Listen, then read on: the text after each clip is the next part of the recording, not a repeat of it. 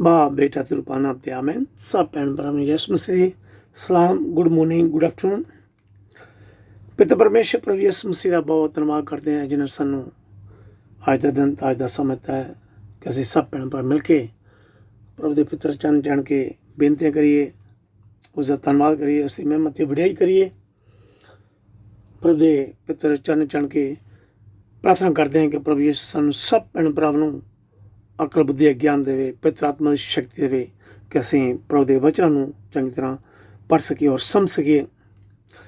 मेरे भैन भराओ, अज मां मरियम के जन्मदिन की फीसट है। सो सब भैन भरावां नूं हैप्पी फीसट कहते हैं। अज की जो रीडिंग है सब प्रभु यीशु मसीह के वंश के बारे रीडिंग सब चेंज हो गई है। असीं पुराने आयतां विचों मिका चैप्टर 5 1 तो 4 आयतां पढ़ांगे। ए रूलर फ्रॉम बैथलेहम। यरूशलेम दे लोको, तुसीं अपनी सेना इकट्ठी करो। उन्होंने सानू घेर लिया है। वो इसराइल के आगू उत्ते हल्ला कर रहे हैं। इसराइल के शासक लई प्रतिज्ञा, प्रॉमिसेस। प्रभु कहता है, ये बैतलहम अफरथा, तू यहूदा के सब नगरां विचों सब तो छोटा है, पर मैं तेरे विचों ही इसराइल लई एक शासक पैदा करांगा जिसके वंश का संबंध प्राचीन काल अर्थात आदि तो है। सो प्रभु अपने लोगों नूं उस समय तक उन्होंने वैरियां नूं सौंप देवेगा जदों तक गर्भवती औरत अपने पुत्र नूं जन्म ना दे लवे। तद उसके देश निवासी भरा जो प्रवास विच हन अपने लोकां विच वापस आ जाणगे। जदों वो आवेगा तां वो अपने लोकां उत्ते प्रभु तो मिलण वाली शक्ति अर्थात प्रभु अपने परमेश्वर के प्रताप नाल राज करेगा। तद उससे लोग सुरक्षित रहेंगे क्योंकि धरती के सब लोग उसकी महानता नूं स्वीकार करनगे। आमीन। ये प्रभु का वचन है। पंडित ते सुनने वाले सब भैन भरावां नूं प्रभु आशीष बरकत देवे। प्रभु च मेरे भैन भरावो, मिका नबी ने आने वाले मसीह बारे दस्या कि जिसका संबंध पुराने वंश के लोगों नाल होवेगा। वो आके अपना राज हमेशा लिए स्थापित करेगा। मिका नबी दसदा है कि यरूशलेम छोटा शहर है। उस शहर दे विच राजा आने वाला राजा मसीह जन्म लेवेगा। एक कुआरी मां मरियम के पेटों जन्म लेवेगा और लोगों नूं उन्हां दे पापां ते गुलामी तो छुटकारा दिवाएगा। और बहुत सारे लोग उसनूं स्वीकार करनगे। मेरे भैन भरावो, मिका नबी ने प्रभु यीशु मसीह के जन्म की भविष्यवाणी की अते कुआरी मां मरियम की भी भविष्यवाणी की। प्रभु यीशु ही स्वर्गीय राजा है। उसके अधीन सब स्वर्गीय शक्तियां हैं।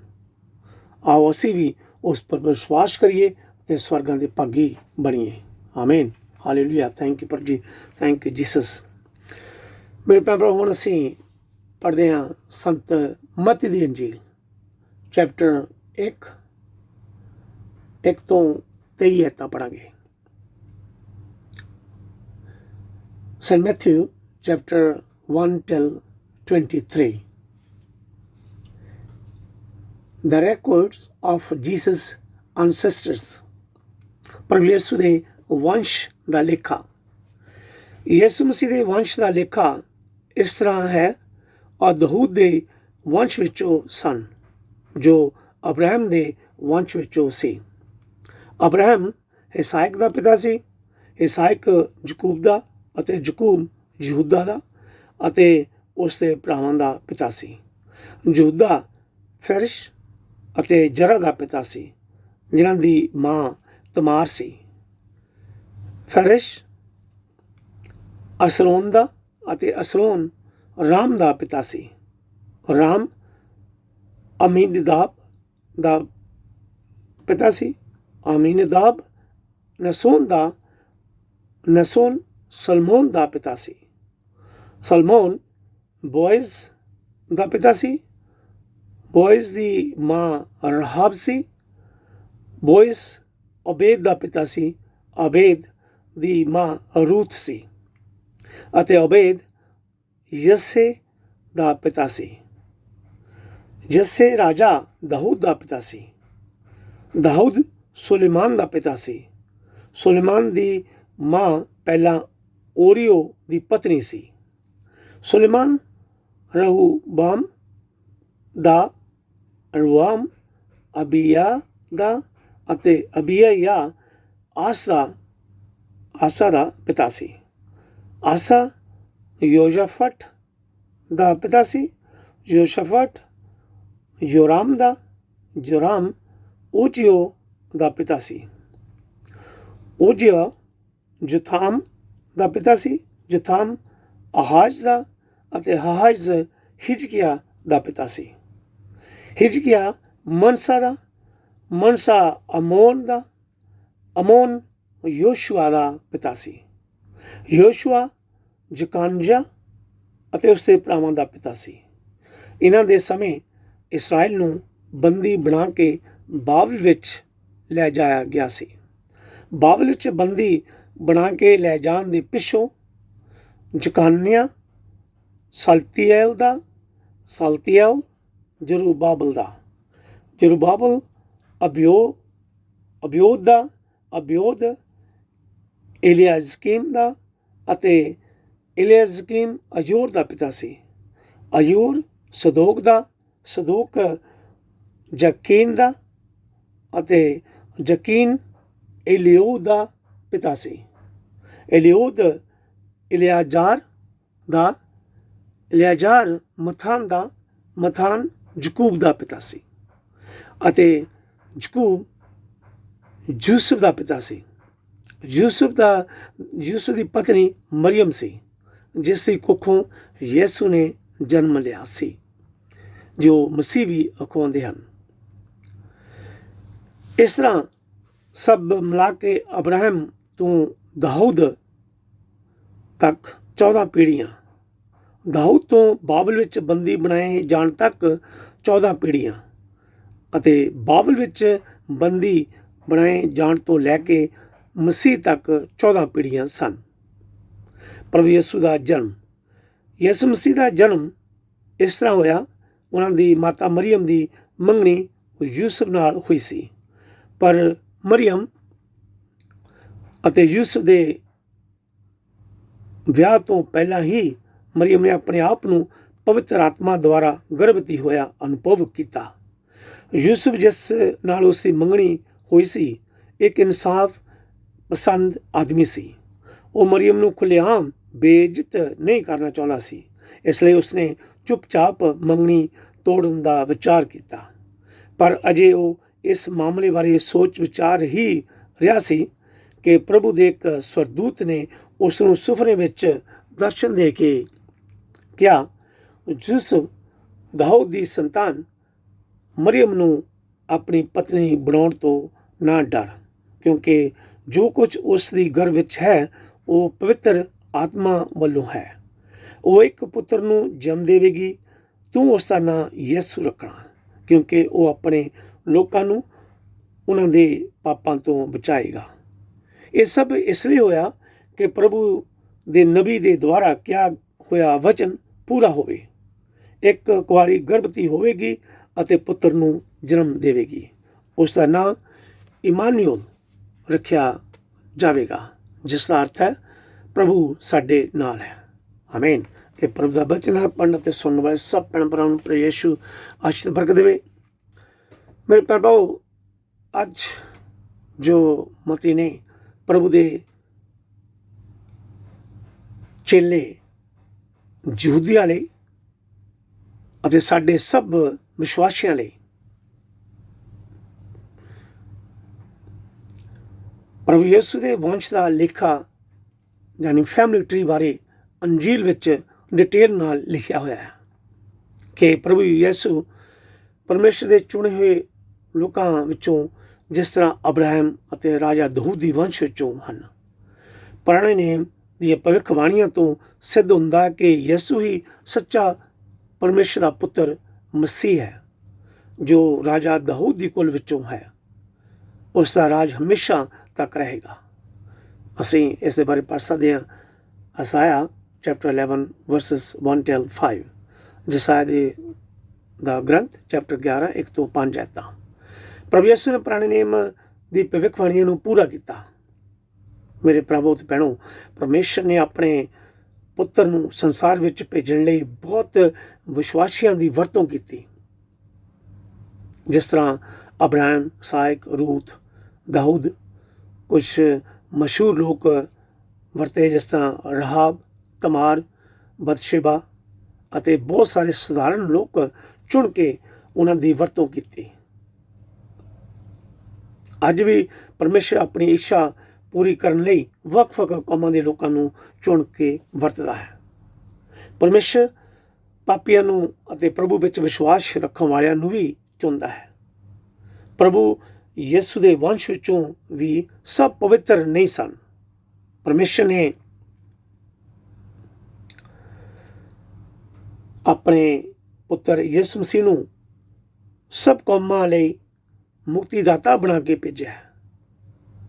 ਚਾਹੇ ਕੋਈ ਵੀ ਅਮੀਰ, ਗਰੀਬ ਜਾਂ ਵੱਡਾ ਛੋਟਾ, ਔਰਤ, ਆਦਮੀ, ਸਭ ਦੇ ਗੁਨਾਹ ਨੂੰ ਮਾਫ ਕਰਾਉਣ ਲਈ ਪ੍ਰਭੂ ਯਿਸੂ ਨੂੰ ਮਨੁੱਖ ਦਾ ਸਰੂਪ ਦੇ ਕੇ ਪਰਮੇਸ਼ਰ ਨੇ ਇਸ ਸੰਸਾਰ ਵਿੱਚ ਅੱਜ ਤੋਂ 2021 ਸਾਲ ਪਹਿਲਾਂ ਭੇਜਿਆ। ਜੋ ਵੀ ਵਿਸ਼ਵਾਸ ਕਰੇ, ਪਾਪਾਂ ਤੋਂ ਪਛਤਾਵਾ ਕਰਕੇ ਪ੍ਰਭੂ ਯਿਸੂ ਪਿਤਾ ਪਰਮੇਸ਼ਰ ਉਹਨਾਂ ਨੂੰ ਮਾਫੀ ਦੇ ਕੇ ਨਵੀਂ ਜ਼ਿੰਦਗੀ ਦਿੰਦਾ ਹੈ।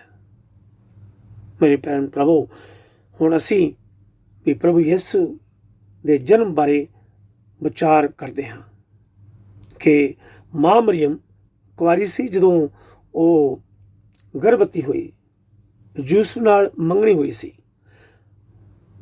ਪਰ ਬਾਅਦ ਵਿੱਚ ਪਰਮੇਸ਼ਰ ਦੇ ਕਹੇ ਅਨੁਸਾਰ ਉਸਨੇ ਮਾਂ ਮਰੀਅਮ ਨਾਲ ਵਿਆਹ ਕਰ ਲਿਆ।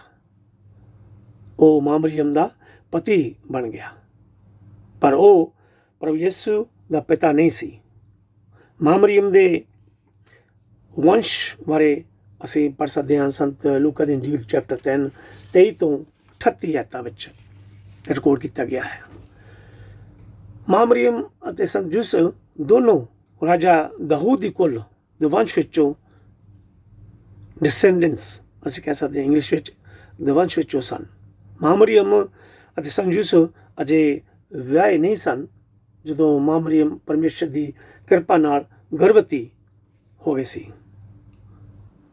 ਪਵਿੱਤਰ ਆਤਮਾ ਦੀ ਸ਼ਕਤੀ ਰਾਹੀਂ ਮਾਂ ਮਰੀਅਮ ਗਰਭਵਤੀ ਹੋ ਗਈ ਸੀ, ਜਿਹੜਾ ਕਿ ਯਹੂਦੀਆਂ ਦੇ ਸਮਾਜਿਕ ਕਾਨੂੰਨਾਂ ਦੇ ਅਨੁਸਾਰ ਗਲਤ ਅਤੇ ਗੁਨਾਹ ਸੀ। ਯੂਸੁਫ ਉਸ ਨੂੰ ਤਲਾਕ ਦੇ ਸਕਦਾ ਸੀ ਅਤੇ ਮਾਂ ਮਰੀਅਮ ਨੂੰ ਪੱਥਰਾਂ ਨਾਲ ਮਰਵਾ ਦਿੱਤਾ ਜਾ ਸਕਦਾ ਸੀ। ਅਸੀਂ ਇਸ ਦੇ ਬਾਰੇ ਪੜ੍ਹ ਸਕਦੇ ਹਾਂ ਡਿਟਰੋਨੋਮੀ ਚੈਪਟਰ 22 ਵਰਸਸ 23 ਐਂਡ 24, ਵਿਵਸਥਾ ਸਾਰ ਦਾ ਗ੍ਰੰਥ ਚੈਪਟਰ 22 23 ਤੇ 24 ਆਇਤਾਂ। ਕੁਆਰੀ ਮਾਂ ਮਰੀਅਮ ਦਾ ਸਾਡੇ ਮਸੀਹ ਵਿਸ਼ਵਾਸ ਵਿੱਚ ਬਹੁਤ ਮਹੱਤਤਾ ਹੈ, ਇੰਪੋਰਟੈਂਸ ਹੈ, ਕਿਉਂਕਿ ਪਰਮੇਸ਼ਰ ਦਾ ਪੁੱਤਰ ਯਿਸੂ ਮਸੀਹ ਨੇ ਇੱਕ ਕੁਆਰੀ ਔਰਤ ਤੋਂ ਜਨਮ ਲਿਆ ਅਤੇ ਮਨੁੱਖ ਬਣ ਕੇ ਇਸ ਸੰਸਾਰ ਵਿੱਚ ਰਿਹਾ। ਪ੍ਰਭੂ ਯਿਸੂ ਮਸੀਹ ਮਾਂ ਮਰੀਅਮ ਦੇ ਪੇਟੋਂ ਕਿਸੇ ਮਨੁੱਖੀ ਪਾਪ ਤੋਂ ਬਿਨਾਂ ਪੈਦਾ ਹੋਏ ਹਨ। ਜਦੋਂ ਪੂਰੀ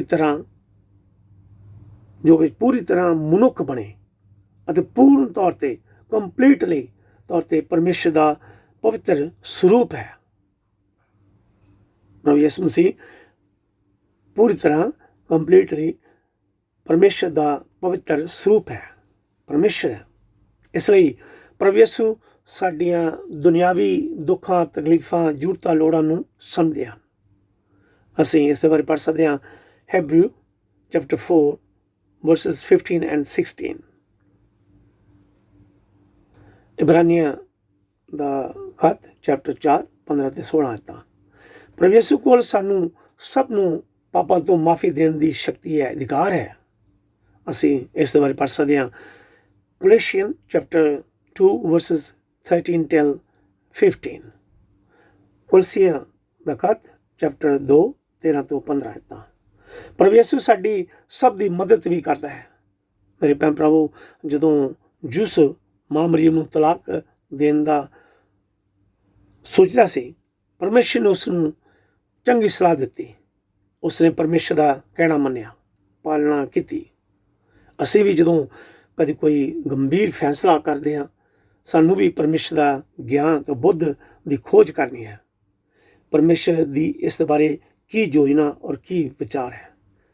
ਕਈ ਵਾਰ ਪਰਮੇਸ਼ਰ ਸਾਨੂੰ ਇਸ ਤਰ੍ਹਾਂ ਦੇ ਹਾਲਾਤਾਂ ਨੂੰ ਸਮਝਣ ਲਈ ਆਪਣੇ ਦੂਤ ਵੀ ਭੇਜਦਾ ਹੈ। ਦੂਤ ਯਾਨੀ ਸਵਰਦੂਤ ਔਰ ਰੂਹਾਨੀ ਤੌਰ 'ਤੇ ਪਰਮੇਸ਼ਰ ਦਾ ਹੀ ਕੰਮ ਕਰਦੇ ਹਨ।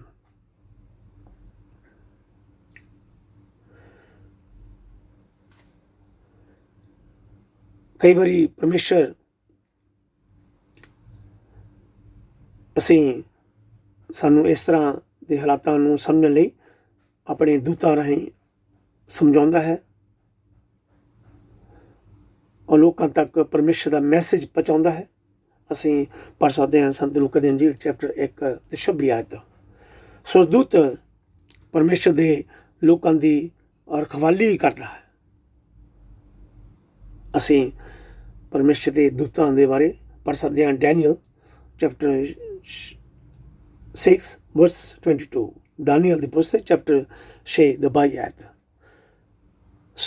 ਪਰਮੇਸ਼ਰ ਦੇ ਦੂਤ ਸਵਰਦੂਤ ਸਾਨੂੰ ਹੌਸਲਾ ਵੀ ਦਿੰਦੇ ਹਨ, ਅਗਵਾਈ ਵੀ ਕਰਦੇ ਹਨ ਔਰ ਪਰਮੇਸ਼ਰ ਵੱਲੋਂ ਸੁਝਾਅ ਵੀ ਦਿੰਦੇ ਹਨ। ਅਸੀਂ ਇਸ ਦੇ ਬਾਰੇ ਪੜ੍ਹ ਸਕਦੇ ਹਾਂ ਦੂਸਰਾ ਸੈਮੂਅਲ ਚੈਪਟਰ 24 ਦੀ 16 ਆਇਤ। The second letter of Samuel chapter 24 verse 16। ਸ਼ੈਤਾਨ ਦੀਆਂ ਤਾਕਤਾਂ ਨਾਲ ਦੂਤ ਲੜਦੇ ਹਨ।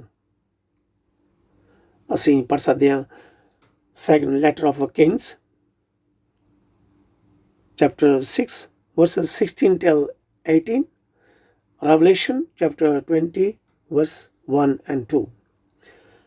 ਰਾਜਿਆਂ ਦੇ ਦੂਸਰਾ ਖਤ ਚੈਪਟਰ 6 ਦੇ 16 ਤੋਂ 18 ਆਇਤਾਂ।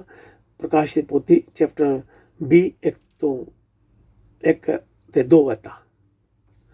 ਸਵਰਦੂਤ ਦਾ ਸਭ ਤੋਂ ਵੱਡਾ ਕੰਮ ਲਗਾਤਾਰ ਹਮੇਸ਼ਾ ਦਿਨ ਰਾਤ ਪਰਮੇਸ਼ਰ ਦੀ ਮਹਿਮਾ ਤੇ ਵਡਿਆਈ ਕਰਨਾ ਹੈ। ਪਰਮੇਸ਼ਰ ਦੇ ਸਵਰਦੂਤ ਨੇ ਯੂਸੁਫ ਉੱਪਰ ਪ੍ਰਗਟ ਕੀਤਾ ਕਿ ਮਰੀਮ ਦਾ ਬੱਚਾ ਪਵਿੱਤਰ ਆਤਮਾ ਵੱਲੋਂ ਹੈ ਅਤੇ ਇੱਕ ਪੁੱਤਰ ਹੋਵੇਗਾ। ਦੂਤ ਨੇ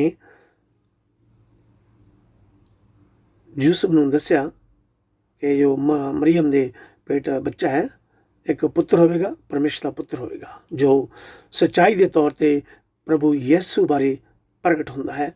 ਉਹ ਇੱਕ ਮਨੁੱਖ ਅਤੇ ਪ੍ਰਭੂ ਅਤੇ ਪਰਮੇਸ਼ਰ ਹੈ, ਜਿਹੜਾ ਕਿ ਸੰਸਾਰ ਦੇ ਸਭ ਲੋਕਾਂ ਦੀ ਮੁਕਤੀ ਲਈ ਜਿਉਣਾ ਹੈ ਅਤੇ ਮਰਨਾ ਹੈ। ਜੋ ਉਸ ਵਿੱਚ ਵਿਸ਼ਵਾਸ ਕਰਨਗੇ, ਪ੍ਰਭੂ ਉਹਨਾਂ ਸਭ ਨੂੰ ਅਨੰਤ ਜੀਵਨ ਬਖਸ਼ੇਗਾ। ਜਿਸ ਦਾ ਅਰਥ ਹੈ ਪ੍ਰਭੂ ਬਚਾਉਂਦਾ ਹੈ। The Lord saves। ਪ੍ਰਭੂ ਯਿਸੂ ਇਸ ਸੰਸਾਰ ਵਿੱਚ ਸਾਨੂੰ ਪਾਪਾਂ ਤੋਂ ਬਚਾਉਣ ਲਈ ਆਇਆ ਹੈ, ਕਿਉਂਕਿ ਅਸੀਂ ਆਪਣੇ ਆਪ ਪਾਪ ਤੋਂ ਬਚ ਨਹੀਂ ਸਕਦੇ, ਚਾਹੇ ਅਸੀਂ ਕਿੰਨੇ ਵੀ ਚੰਗੇ ਹਾਂ।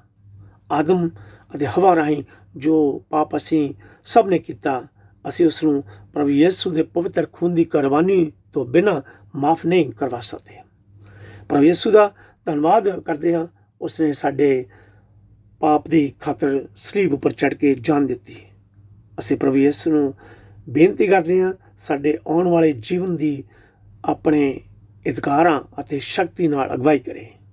ਪ੍ਰਭੂ ਯਿਸੂ ਨੇ ਯਸਾਇਆ ਨਬੀ ਦੀ ਭਵਿੱਖਬਾਣੀ ਪੂਰੀ ਕੀਤੀ। ਅਜ਼ਾਇਆ ਚੈਪਟਰ 7 verse 14। ਯਸਾਇਆ ਦਾ ਗ੍ਰੰਥ ਚੈਪਟਰ 7 ਦੇ 14 ਆਇਤ। ਉਹ ਇਮਾਨੂਅਲ ਅਖਵਾਏਗਾ, ਜਿਸ ਦਾ ਅਰਥ ਹੈ ਪਰਮੇਸ਼ਰ ਸਾਡੇ ਨਾਲ ਹੈ। ਪ੍ਰਭੂ ਯਿਸੂ ਮਨੁੱਖੀ ਸਰੂਪ ਵਿੱਚ ਪਰਮੇਸ਼ਰ ਸੀ, ਪਰਮੇਸ਼ਰ ਹੈ, ਹਮੇਸ਼ਾ ਲਈ ਰਹੇਗਾ। ਸਭ ਵਿਸ਼ਵਾਸੀਆਂ ਨਾਲ ਰਹੇਗਾ। ਪਵਿੱਤਰ ਆਤਮਾ ਦੁਆਰਾ ਪ੍ਰਭੂ ਯਿਸੂ ਅੱਜ ਵੀ ਹਰ ਵਿਸ਼ਵਾਸੀ ਦੇ ਜੀਵਨ ਵਿੱਚ ਮੌਜੂਦ ਹੈ, ਹਾਜ਼ਰ ਹੈ। ਮੇਰੇ ਭਰਾਵੋ ਤੇ ਭੈਣੋ, ਅਸੀਂ ਵੀ ਪਰਮੇਸ਼ਰ ਦੇ ਹੁਕਮਾਂ ਦੀ ਸੰਤ ਯੂਸੁਫ ਵਾਂਗ ਪਾਲਣਾ ਕਰਨੀ ਹੈ। ਪਰਮੇਸ਼ਰ ਦੇ ਹੁਕਮਾਂ ਨੂੰ ਮੰਨਣਾ ਹੈ, ਨਾ ਕਿ ਆਪਣੀ ਇੱਛਾ ਨਾਲ ਜਾਂ ਦੂਸਰਿਆਂ ਦੀ ਸਲਾਹ ਨਾਲ ਕੋਈ ਫੈਸਲਾ ਕਰਨਾ ਹੈ। ਪਰਮੇਸ਼ਰ ਦੀ ਇੱਛਾ ਨੂੰ ਪੂਰਾ ਕਰਨਾ ਹੈ। ਪ੍ਰਚਾਰ ਕਰਨ ਵਾਲੇ ਭੈਣ ਭਰਾਵਾਂ ਨੂੰ ਮੇਰੀ ਹੱਥ ਜੋੜ ਕੇ ਬੇਨਤੀ ਹੈ, ਪਲੀਜ਼ ਮਾਂ ਮਰੀਅਮ ਪ੍ਰਭੂ ਯਿਸੂ ਦੀ ਮਾਂ ਦੀ ਇੱਜ਼ਤ ਤੇ ਮਾਣ ਕਰੋ। ਦੂਸਰਿਆਂ ਨੂੰ ਵੀ ਸਿਖਾਓ, ਮਾਂ ਦੇ ਖਿਲਾਫ ਗਲਤ ਸ਼ਬਦ ਬੋਲ ਕੇ ਗੁਨਾਹ ਨਹੀਂ ਕਰਨਾ, ਜਿਸ ਤਰ੍ਹਾਂ ਕੁਝ ਲੋਕ ਬੋਲਦੇ ਹਨ। ਮੈਂ ਆਪ ਖੁਦ ਆਪਣੇ ਕੰਨਾਂ ਦੇ ਨਾਲ ਸੁਣਿਆ ਹੈ। ਇਸ ਲਈ ਪਲੀਜ਼ ਮੇਰੀ ਹੱਥ ਜੋੜ ਕੇ ਬੇਨਤੀ ਹੈ, ਕੋਈ ਵੀ ਮਾਂ ਮਰੀਅਮ ਦੇ ਖਿਲਾਫ ਨਾ ਬੋਲੇ। ਇਸ ਦੁਨੀਆ ਵਿੱਚ ਰਹਿੰਦੇ ਹੋਏ ਪ੍ਰਭੂ ਯਿਸੂ ਮਾਫ ਕਰ ਸਕਦਾ ਹੈ, ਪਰ ਨਿਆਂ ਗੱਦੀ ਦੇ ਸਾਹਮਣੇ ਮਾਫੀ ਨਹੀਂ ਮਿਲਣੀ। ਸੋ ਪਲੀਜ਼ ਪ੍ਰਭੂ ਯਿਸੂ ਮੁਕਤੀ ਦਾਤਾ ਪ੍ਰਭੂ ਪਰਮੇਸ਼ਰ, ਉਹ ਸਭ ਦਾ ਮੁਕਤੀ ਦਾਤਾ ਹੈ। ਉਸ ਪਰ ਵਿਸ਼ਵਾਸ ਕਰੋ ਔਰ ਪਰਮੇਸ਼ਰ ਦੇ ਵਚਨਾਂ ਨੂੰ ਪੜ੍ਹਦੇ ਰਹੋ, ਸੁਣਦੇ ਰਹੋ, ਤੇ ਪ੍ਰਭੂ ਆਪ ਸਭ ਨੂੰ ਤੇ ਮੈਨੂੰ ਵੀ ਮਾਫ ਕਰਕੇ ਸਵਰਗਾਂ ਦੇ ਸੰਤਾਨ ਬਣਾਵੇ। ਆਮੀਨ, ਹਾਲੇਲੂਇਆ। ਥੈਂਕ ਯੂ ਪ੍ਰਭੂ, thank you Jesus, thank you Jesus, hallelujah. Praise the Lord Jesus, hallelujah.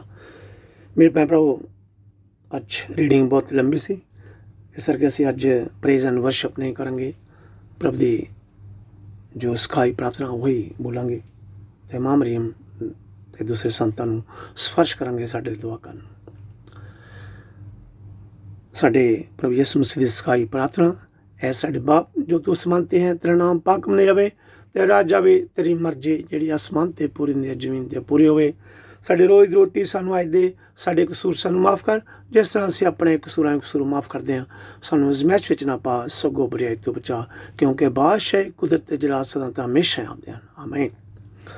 ਮਾਂ ਮਰੀਅਮ ਪ੍ਰਭੂ ਯਿਸੂ ਦੀ ਮਾਂ, ਸਾਡੀ ਮਾਂ ਸੰਤ ਮਾਂ ਟਰੀਜ਼ਾ, ਸੰਤ ਜੋਸਫ, ਇਹਨਾਂ ਦੀ ਮਾਂ ਮਰੀਅਮ ਦੀ ਅੱਜ ਫੀਸਟ ਹੈ। ਅਸੀਂ ਇਹਨਾਂ ਨੂੰ ਸਿਫਾਰਿਸ਼ ਕਰਦੇ ਹਾਂ, ਸਵਰਗਾਂ 'ਚ ਆਪਦੇ ਪੁੱਤਰ ਯਿਸੂ ਮਸੀਹ ਦੇ ਕੋਲ ਦੁਆ ਕਰਨ, ਪ੍ਰਾਰਥਨਾ ਕਰਨ, ਜੋ ਸਾਡਾ ਮੁਕਤੀ ਦਾਤਾ ਹੈ, ਜਿਸ ਨੇ ਸਾਡੇ ਦੁੱਖ ਸਹਿ ਮੁਸ਼ਕਲ ਸੇ ਪੱਤਰ ਖੂਨ ਦੀ ਕੁਰਬਾਨੀ ਦੇ ਕੇ ਸਾਡੇ ਗੁਨਾਹ ਨੂੰ, ਪਾਪਾਂ ਨੂੰ, ਅਪਰਾਧਾਂ ਨੂੰ ਮਾਫ ਕਰਵਾਇਆ।